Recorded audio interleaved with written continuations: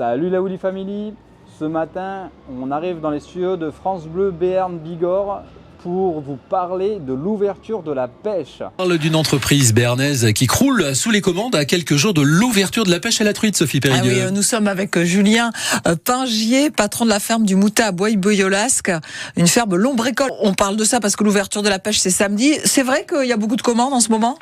Effectivement, on a été un peu surpris puisque en l'espace de 2 jours, lundi, mardi, on a envoyé plus de 1000 commandes. Donc pour nous, c'est un record d'envoyer des vers dans toute la France. Parce que d'habitude, c'est combien ? Les vers béarnais. D'habitude, c'est, on va dire, entre 200, 300.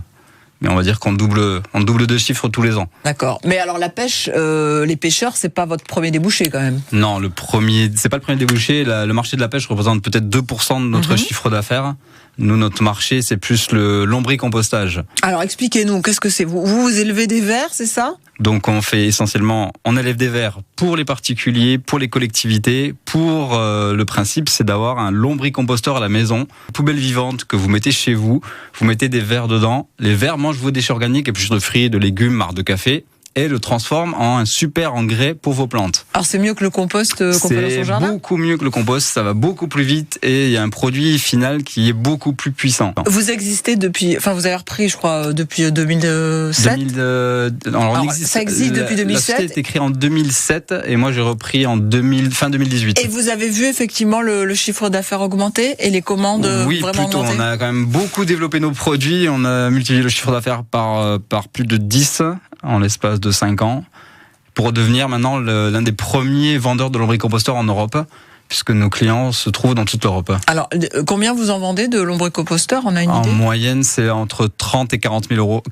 Entre 30 et 40 000 par an. C'est pas si cher. Ouais, voilà. Ça coûte combien par lombricomposteur. Ça, en moyenne, entre 70 et 150 euros, suivant les formats. Dans le monde entier, c'est-à-dire ? Alors, en Europe et dans le monde entier, on a une activité aux États-Unis aussi. Donc on fait les premières exportations aux États-Unis avec une ferme lombricole située en République dominicaine. Et vous avez combien de salariés ?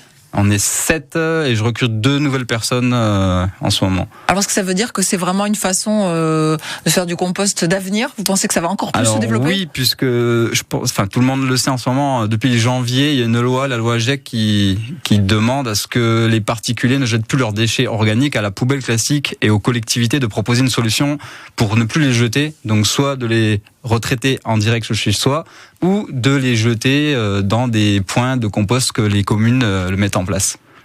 Et ces vers, pour avoir une idée, si on en a chez soi, ça sent bon Ah oui, il n'y a aucune odeur, c'est une légère odeur de sous-bois. C'est fait pour l'intérieur, ça a été fabriqué, inventé pour l'intérieur. Et il risque pas de sortir du lombricomposteur ? Non, il n'y a pas de souci. Heureusement d'ailleurs. Parce que d'avoir des vers dans la maison, c'est pas forcément une bonne idée. Une bonne chose. Bien sûr. Avec le système de lombricomposteur, sur le premier abord, vous voulez dire. Voilà, oui, c'est sûr. On peut se dire, on n'a pas forcément envie. Et vous comptez vous développer encore plus ? On essaye toujours de lancer de nouveaux produits, de se développer. Par exemple, ça peut être quoi, des nouveaux produits ? C'est des nouveaux modes de lombricompostage, on va dire. Pingier, patron de la ferme du Moutat à Boye-Boyolasque.